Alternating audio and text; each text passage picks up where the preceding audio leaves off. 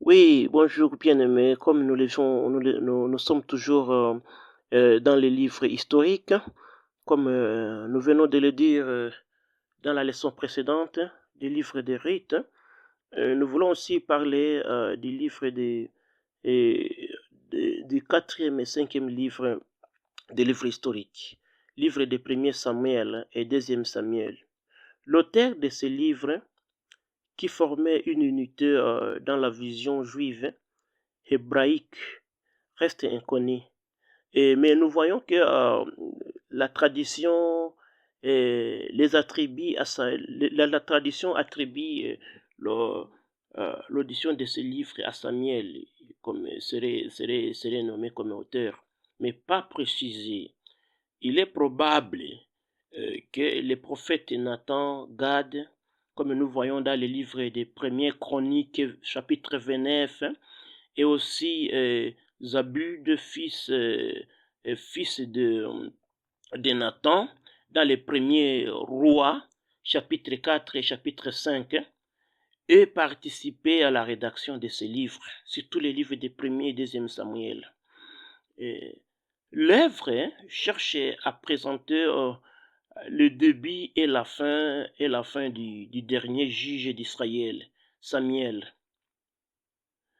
Du premier roi d'Israël, Saul, et du plus grand de tous les rois d'Israël, les rois David, le livre débute à l'époque des juges et s'appesantit sur les passages de la théocratie à la monarchie en Israël. Vous voyez, en Israël, nous avons cette subdivision. La théocratie, la période où l'Israël vivait sans roi, où Dieu est présenté comme le roi d'Israël, et à la monarchie où Israël marche avec les rois physiques, l'homme dirige autre. Mais avec la théocratie, c'est Dieu qui dirige l'homme, c'est Dieu qui gouverne sur l'homme. Mais dans la monarchie en Israël, nous voyons que c'est un homme est nommé, et surtout nous voyons comme l'histoire est comme Saul, le premier roi d'Israël, et aussi nous voyons ensuite comme David, le roi de référence d'Israël, selon l'histoire de Dieu et selon l'accomplissement de la prophétie. Et, si l'enchaînement d'autres rois d'Israël que nous pouvons trouver dans ces livres, en les lisant et aussi en faisant l'analyse profonde. Comme nous le voyons, le livre a comme thème la loyauté, la souveraineté de Dieu, l'autorité, l'obéissance, la justice, les conséquences du péché. Et aussi comme des petites subdivisions que nous pouvons trouver dans les livres des premiers et deuxième Samuel, surtout chapitre premier jusqu'au chapitre premier, verset 7, 17. Nous voyons Élie, l'histoire d'Élie et Samuel. Et puis chapitre 8, nous voyons l'histoire de Samuel et Saul. Chapitre 16, nous avons l'histoire de Saul et David.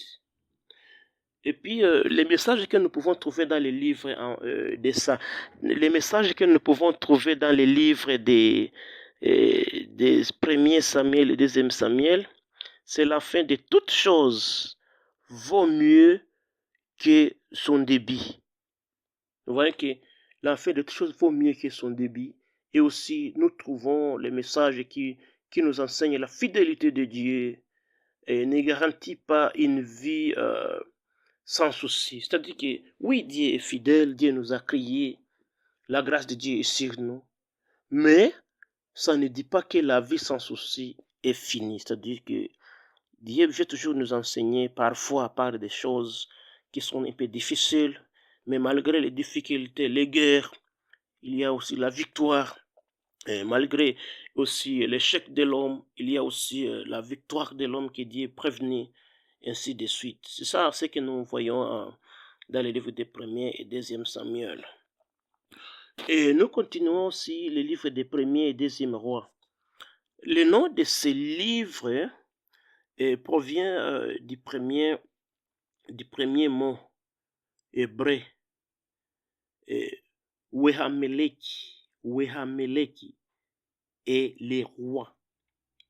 Ce titre est en harmonie avec le sujet traité dans ces livres, à savoir le règne des rois de 2 royaumes à partir de Salomon vers les années 970 comme ça, jusqu'à la chute de la monarchie par Nebuchadnezzar, et aussi en 1587 avant Jésus-Christ. À l'origine, ces livres formaient un livre dans les textes hébreux. Lorsque le texte fut traduit en grec, les traducteurs les ont séparés car le texte grec était plus long que hébreu et il ne pouvait contenir sur les rouleaux. Ces livres sont anonymes. La tradition l'attribue à Jérémie, qui l'a rédigé avec l'aide de son secrétaire Baruch, comme bien signalé dans le livre de Jérémie, chapitre 45.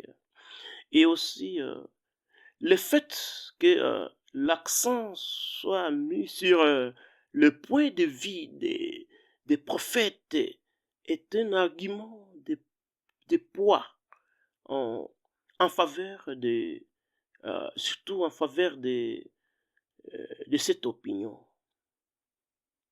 Aussi, les chapitres consacrés à Josias et à ses successeurs font allusion à Jérémie, car il fut un prophète important dans l'histoire de Juda.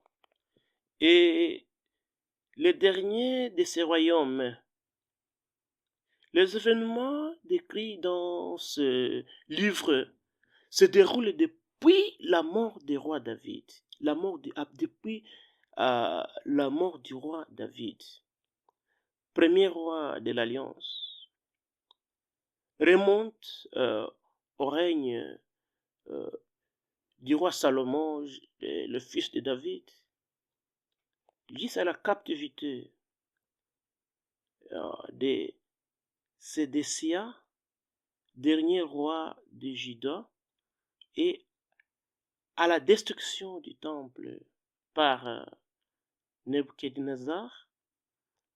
On peut donc fixer la date de la composition vers les années 970 et 560 avant Jésus-Christ. Comme nous voyons que les dates étaient décroissantes. Ces événements interviennent à un moment où Israël joue un rôle politique sous le règne de Salomon. Cependant, la nation va connaître des difficultés car le royaume du sud sera anéanti et les restes amenés en captivité à Babylone. Au début de cette période, aucune grande puissance ne joue un grand rôle, surtout où ne domine le monde d'alors. C'est-à-dire qu'aucune grande puissance ne dominait le monde. Mais l'évolution de ces événements montrait que certaines nations vont accéder au pouvoir et atteindre leur apogée. Et pendant ce temps, Israël connaît un déclin spirituel. Vous voyez, ainsi, avec ce déclin spirituel, la Syrie commence à dominer le monde. Juste avant la captivité du Nord, un siècle plus tard, l'empire babylonien accède au pouvoir. La construction du temple de Salomon a eu lieu à cette époque. Israël va connaître alors une stabilité du veau dans le nord, à Bethel et à Dan. Vous voyez que avec cette histoire-là, il faut aussi ajouter le culte de Babel au nord, introduit par Akab et son épouse Jézabel, et par leur fille Athalie au sud. L'atmosphère religieuse de cette période est jugée d'après les caractères des rois, et des rois que nous parlons, qui gouvernent chacun des deux royaumes. Après Salomon, Juda a connu 19 rois, dont une reine. Et oui de ces rois-là figurent juste selon les critères de Dieu. Le royaume du Nord, Israël connut aussi 19 rois, tous déclarés mauvais. Le jugement porté sur les rois. Nous voyons, on constate que l'auteur porte un jugement sur les rois.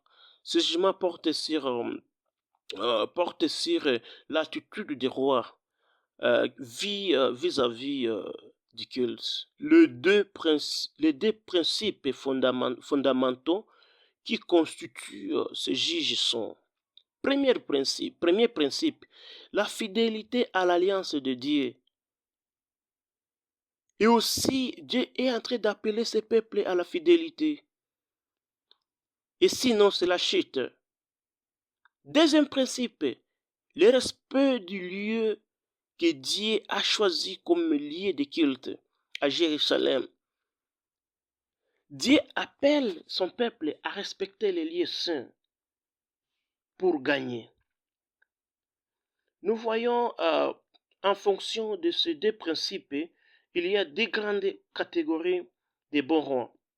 Nous voyons les bons rois qui servent le Seigneur, mais qui ne luttent pas contre les hauts lieux. On dit qu'ils firent le bien aux yeux de l'Éternel, mais il y a pour ce roi comme une mention avec réserve. Deuxième mention, ou bien deuxième fonction, les rois qui ont une mention sans réserve, comme Ézéchias et Josias, par exemple. Nous avons comme thème dans ce livre l'histoire d'Israël. Il montre que le bien-être de la nation dépend aussi de son attachement sincère à l'alliance avec Yahweh, notre Dieu. Parce que s'ils sont attachés, ils montrent aussi que le succès du roi dépend de sa fidélité, surtout sa fidélité à la loi de Moïse, et qui doit maintenir aux yeux des païens un témoignage authentique et aussi à Dieu. C'est ça ce que nous voyons comme thème. Hein? Et à la prochaine, nous allons déborder sur la subdivision et les plans de ce livre que nous allons parler à la prochaine. Merci, que Dieu vous bénisse. Ce que nous voyons que à tout moment où les gens ne respectent pas les principes de Dieu, ils marchent en échec. Ils marchent sans réussite. Et aussi Dieu les abandonne. Mais en obéissant à Dieu, et en marchant selon les principes de Dieu, et le royaume, et nos familles, et nos enfants, tous se sont bénis par l'obéissance à face de Dieu. Que Dieu vous bénisse. Nous vous bénissons et à la prochaine, nous allons continuer ici, surtout commençant par la petite subdivision de ce livre, des rois, que nous, avant d'introduire d'autres derniers livres qui nous restent dans ces subdivisions des livres historiques. Que Dieu vous bénisse.